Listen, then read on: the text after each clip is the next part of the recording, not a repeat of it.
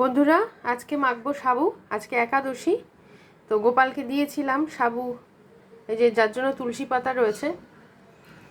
তো এটার মধ্যে আমি দিয়ে দিলাম ঠাকুরের নকুলদানা, চিনির জায়গায় ঠাকুরকেই দিয়েছিলাম। দিয়ে দিলাম দুটো কলা, আর তার সঙ্গে দিয়ে দিলাম নারকেল। এটাকে ভালোভাবে মেখে নেব, তারপর গুঁড়ো দুধ দেবো।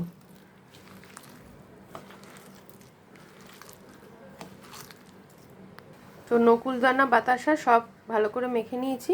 এবার আমি একটু গুঁড়ো দুধ দিয়ে দিলাম।